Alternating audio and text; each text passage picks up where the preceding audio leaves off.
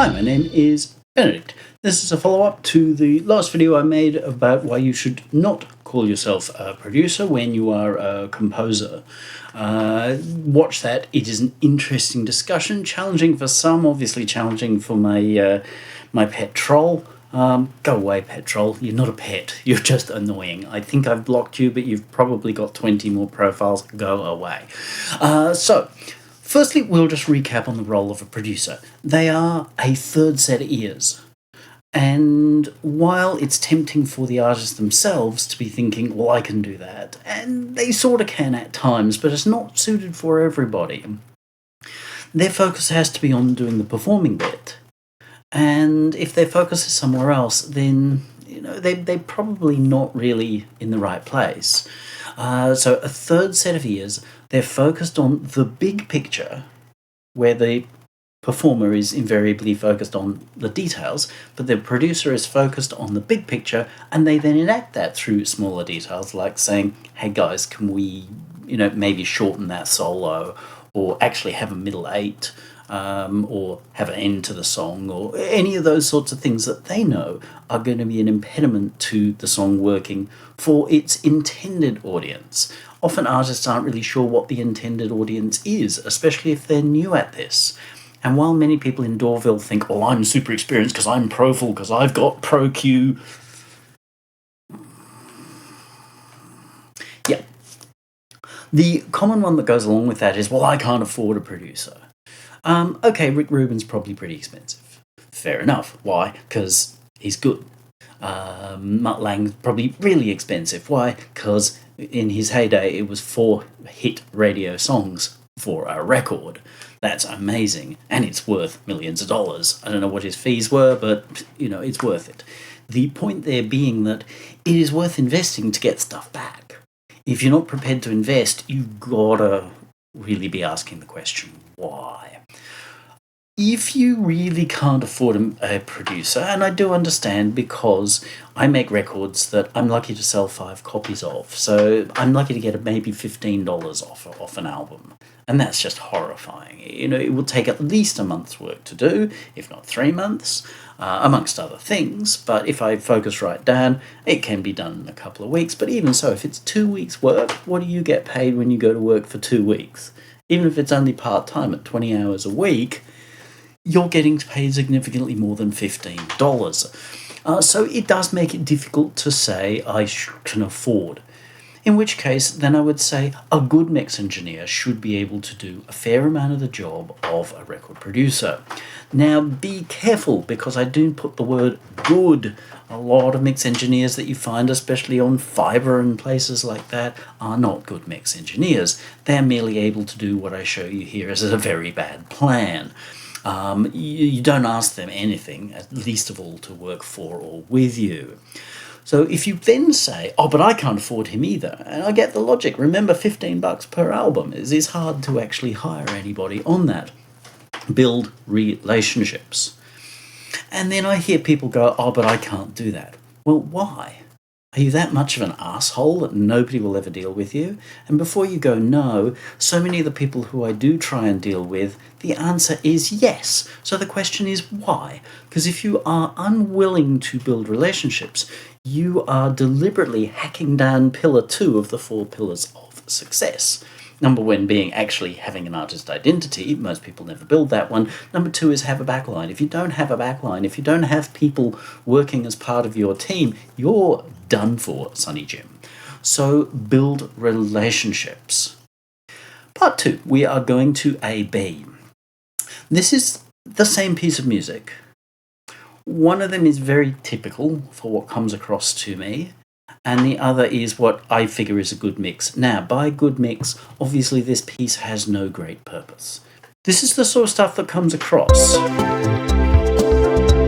And people will feel like, oh, I did a good job by doing this. Not me, they did a good job by doing this. But it's really, really flawed.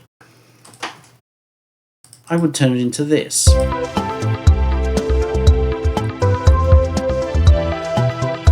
Now we'll run across various criteria. First we'll do just backwards and forwards again a couple of times. So, good.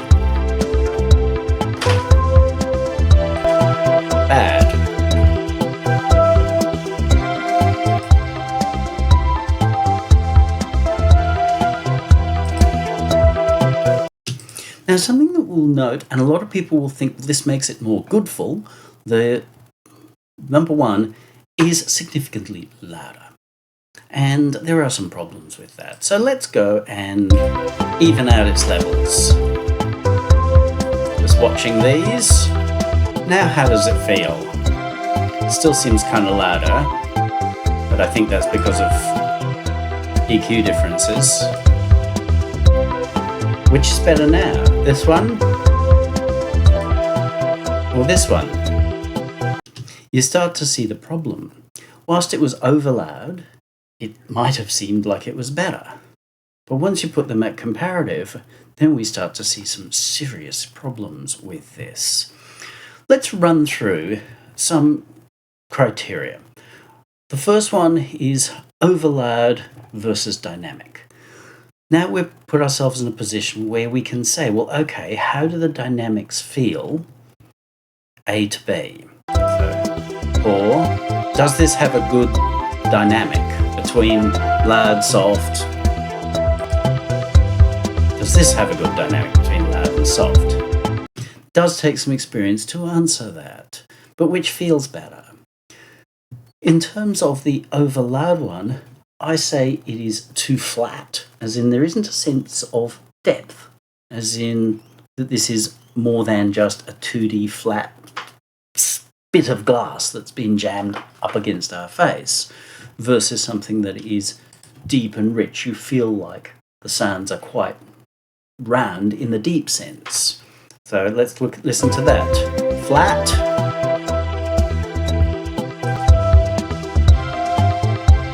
Having depth as a sense of their space around these instruments. Too wide. This one feels very wide. And again, that people will think, oh, but that's a good sign.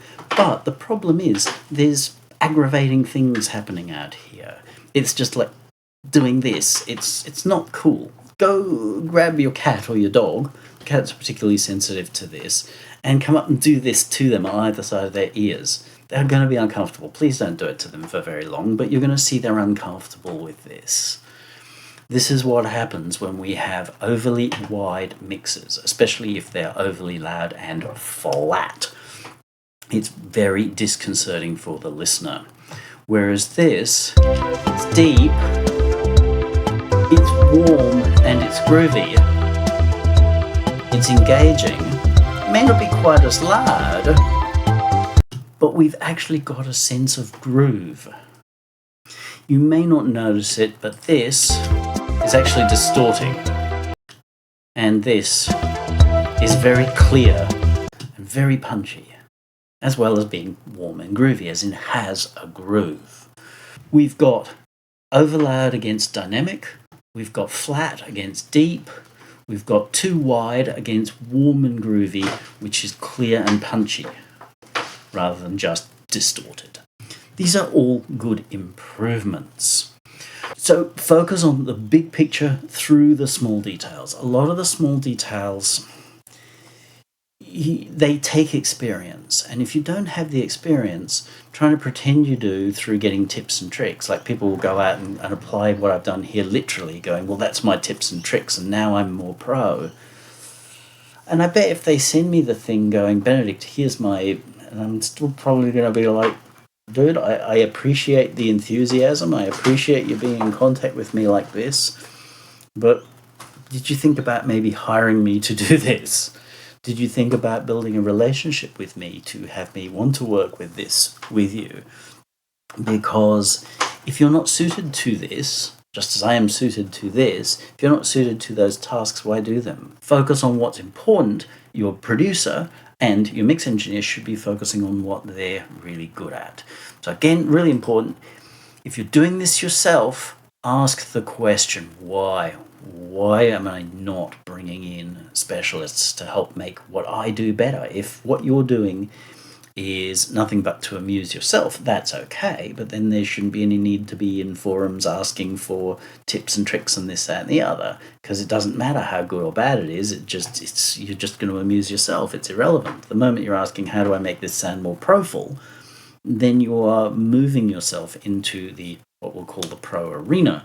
And therefore, if you want to be in the pro arena, you need to behave like a pro. And that is build relationships. I've got whole videos on that as well. And that is hire people in. If you can't afford to hire them, then work out how to build a relationship that they want to work. Not for you, because they can't work for you when you're giving them no money, but to work with you. And you need to be adding value to their lives, not just being one of those absolute asshole, dickhead, wanker pricks who tells people what they think they want to hear so that they do stuff for them for free and then ghosts them or otherwise fucks them up the arse. Because not only will they not be back for you next time, they have a perfect right to say bad shit about you in public, but you haven't built a relationship. And the next person that you go to, especially if they have a relationship with the first person that you just... that person's going to say, don't touch this Cameron wanker, because he's a wanker. He's just going to fuck you over and you'll get nothing out of it. You won't be able to say, hey, I was the guy that developed the Spice Girls before they quit on me. You don't even get that. So make sure that you build positive relationships to do the stuff that you're not necessarily great at yourself. I need to play guitar. I don't play guitar. I find a guitarist. If you want to talk to me directly, down below, type it in. If you want me to deal with you one-on-one, then follow to my website, follow the contact form, fill that in. I know it's a high contact form, as in you've got to type lots of stuff, but if you want me to pay attention to you, again, remember you've got to add value. You've got to bring something that makes me want to engage, especially if you're not saying, here's $5,000 to do this. Alrighty, get out there, have a good day.